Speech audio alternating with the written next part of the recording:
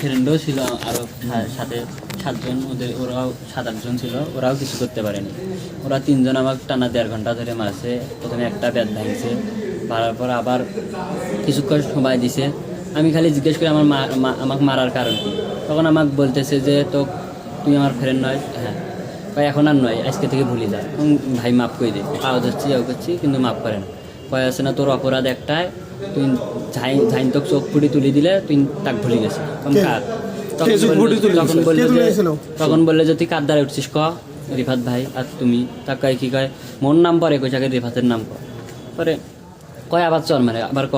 পরে আছে না রিফাত ভাই কয় কি কয় এখন আছে না তোর ভাই বেড়াদার থাকলে ডাক দি। পরে আমি কই আমার কেউ নেই। পরে তারপরে এইভাবে আবার ডাঙাই, এইভাবে 1 ঘন্টা ডাঙার পর তারপরে হচ্ছে আমাকে পাঠাই দিল যে আছে না এখন যা, যদি রিফাতে তোকে মাফ করে তাইলে বাঁচলু, নাইলে আবার যখন মোর মন হইবে আবার হোস্টেল থেকে নামাইম, আবার মারিম। আবার রিফাত ভাই পরিচয়টা কোন রিফাত? ছাত্র দলের রিফাত ভাই, যার রেফারেন্সে উঠছি, মানে ছাত্র দলের কলেজ সেক্রেটারি। হ্যাঁ, উনি আর কি প্রোগ্রামে ডাকলে যাই না, এইটাই নাকি অপরাধ। আচ্ছা, এর আগেও কি তোমার কোনো প্রোগ্রামে যাওয়ার জন্য ফোর্স করছিল? হ্যাঁ, একদিন গেছিলাম, তারপর থেকে আর হচ্ছে আজকে যে মারছে ওর নাম কি? যাই না। ওর নাম শাওন। শাওন, বাসা কই? বাসা হচ্ছে পলাশপাড়া। ছাত্রদল তার পেশি শক্তির ব্যবহারের সূচনা করলো আজকে জাতীয় নির্বাচনকে কেন্দ্র মানে করে। কেন পেশি শক্তি বলছেন? তারা তো একটা রাজনৈতিক কর্মসূচি দিয়েছে। প্রচারণা সহ সকল ধরনের সভা সমাবেশ নিষিদ্ধ করা হয়েছে প্রতীক বরাদ্দের আগ পর্যন্ত। আজকে আমি যদি নির্বাচন কমিশনের সামনে 10 জন নিয়ে যাই, আমার ছোট সংগঠন পিটায় তক্তা বানায় দিবে আমাকে, খাস বাংলায় বললাম। ছাত্রদল যে ওখানে বসে আছে সরকারের তরফ থেকে অত্যন্ত সুন্দর ব্যবহার করা হচ্ছে। বাস্তবতা হচ্ছে জাতীয় নির্বাচনকে কেন্দ্র করে আমি আবারও বলবো পেশি শক্তির প্রয়োগটা শুরু হলো, এবং ছাত্র সংসদ নির্বাচনগুলোতে হারতে হারতে বিএনপি এবং ছাত্রদলের এমন একটা অবস্থা, জাতীয় নির্বাচনের আগে আর কোনো ছাত্র সংসদ নির্বাচন ছাড়া চায় না। এখানে সকলের একটাই দাবি, আমরা 20 তারিখে সাক্ষী চাই এবং এর জন্য যা করার আগে আমরা সেটা করব। আমাদের 2টার দিকে রেজাল্টটা কি আসে, যদি আমাদের নেগেটিভ কোনো রেজাল্ট আসে আমরা ততক্ষণ পর্যন্ত এখানে অবস্থান নিব যতক্ষণ পর্যন্ত আমাদের যে পক্ষের আমাদের যে দাবি যে 20 তারিখে সাক্ষী, সেটা যতক্ষণ পর্যন্ত আদায় হবে না ততক্ষণ।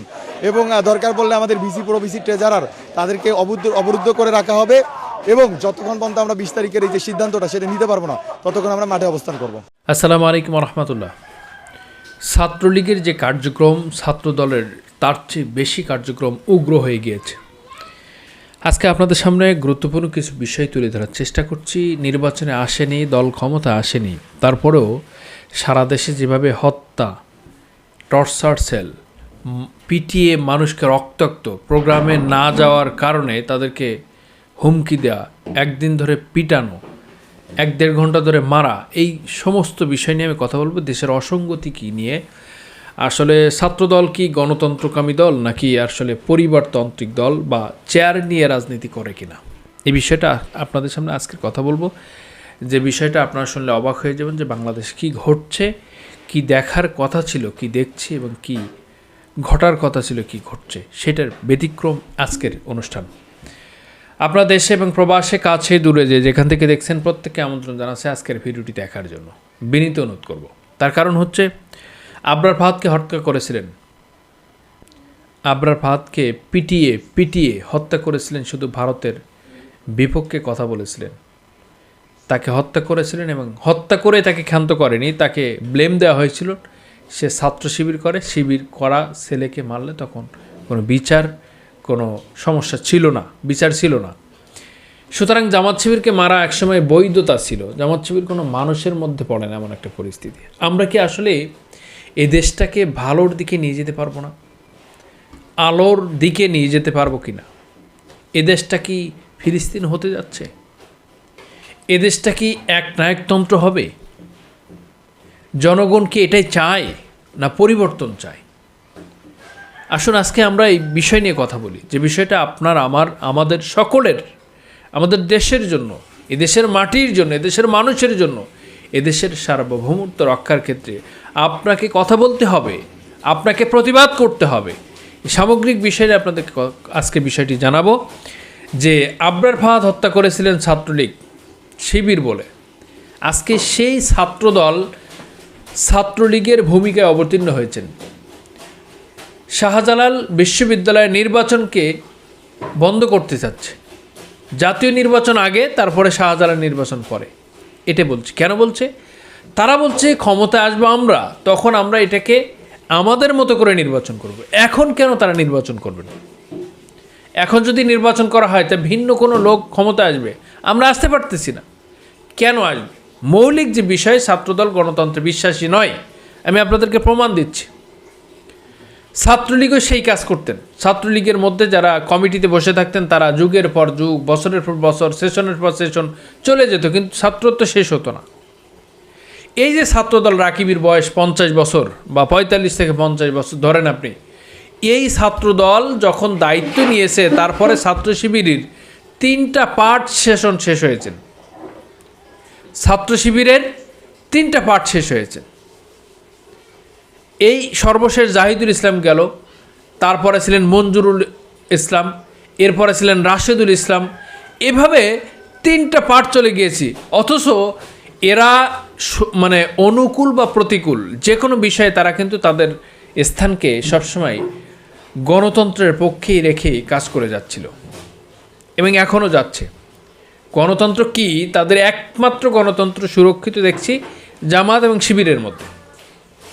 তারাই টিকিয়ে রেখেছে। তারা কখনো চেয়ার ধরে রাখে না, তারা কখনো মববাজি করে না, তারা কখনো এই চেয়ারকে আঁকড়ে ধরে মানুষের মাঝে বিভ্রান্তি ছড়ায় না। তাদের ছাত্র আগে, ছাত্র তারপরে শিবির।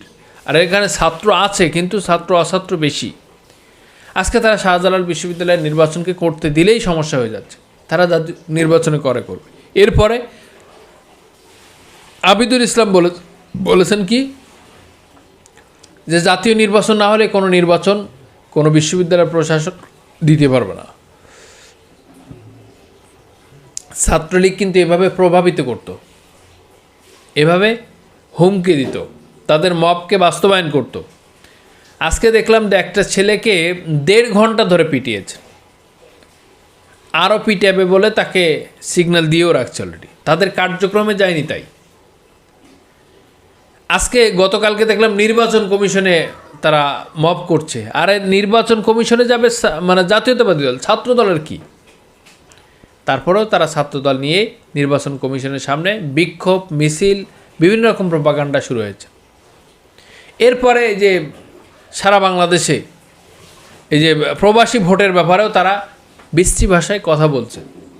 আসলে তারা বলছে এটা জামাত শিবির, এইটাই এই করেছে, এইটা ওই সমস্যা, এটা এনসিপি রাজাকার, দেশটাকে করছে সারকার, জুলাই করছে সারকার, এভাবে বলছে। পাকিস্তানি, তুমিও জানো আমিও জানি, সাদিক কায়েম পাকিস্তানি, জামাত শিবির পাকিস্তানি, এভাবে কথা বলছে। এই কথাগুলো বলেই তো শেখ হাসিনা আজকে বিতাড়িত দেশ থেকে। আর এই কথাগুলো বলে ছাত্রদলকে টিকে থাকতে পারবে? আপনি বলুন। আপনাদের কাছে আজকের মেসেজটা খুবই গুরুত্বপূর্ণ এবং ক্লিয়ার, যে ছাত্রদলের যে আয়োজন, ছাত্রদল, যুবদল, এদের যে আয়োজন, এরা এখনও নির্বাচন করে না। গণতন্ত্র কিভাবে টিকিয়ে রাখবে? এরা একবার চেয়ার পেলে চেয়ার আর ছাড়ে না, ওপর মহলে টাকা পয়সা দিয়ে চেয়ার ধরেই রাখে। ছাত্রলীগ যে কাজটি করত, আজকে বাংলাদেশের মানুষকে এখনও ঘুমিয়ে আছে, এখনও মানুষকে বুঝতেছে না যে কার পক্ষে দেশের ভালো হবে, কার পক্ষে দেশের খারাপ হবে। আপনি বুঝতেছেন? আজকে জুলাই সনদের পক্ষে তারা কথা বলছে না, হ্যাঁ ভোটের পক্ষেই কথা বলছে না। তারা হ্যাঁ ভোট দিলেই নাকি স্বৈরাচার বন্ধ হয়ে যাবে, হ্যাঁ ভোট দিলেই নাকি বিসমিল্লাহ বন্ধ হয়ে যাবে, হ্যাঁ ভোট দিলেই নাকি আল্লাহর অবিচল বিশ্বাস, আস্থা উঠে যাবে। না, এরকম কোনো কিছুই না। হ্যাঁ ভোটটা একটা প্রধানমন্ত্রী একটা সময়ের পরে আর থাকবে না। বাংলাদেশের প্রধানমন্ত্রী চিরজীবন থাকে, এরপরে গণতন্ত্রকামী দল হিসেবে তারা থাকবে, কিন্তু স্বৈরাচার হয়ে উঠবে না, বিরোধী মতকে দমন করবে না। এই সামগ্রিক বিষয় নিয়ে হাবট, আজকে এসে হাবটের বিপক্ষে যাওয়া মানে বাংলাদেশের প্রত্যেকটি অর্গানের বিরুদ্ধে যাওয়া। এবং ছাত্রদল যে কাজটি করছে, আগামীর বাংলাদেশে ছাত্রলীগকে হার মানিয়ে তারা সেই অবস্থান বা তারা সেই স্থানকে দখল করেছে। তাদের অসমাপ্ত কাজকে সমাপ্ত করার জন্য ছাত্রদলে আজকের সকল আয়োজন সম্পন্ন। আপনারা সকলে এই মতামত দিবেন আজকের ভিডিওটি আপনাদের কাছে কেমন মনে হয়েছে, কী বিষয়ে, আদ্যভন্ত বিষয়ে আপনারা অবশ্যই জানিয়ে দেবেন। দেখা হবে আগামী ভিডিওতে। আসসালামু আলাইকুম ওয়া রাহমাতুল্লাহি ওয়া বারাকাতুহু।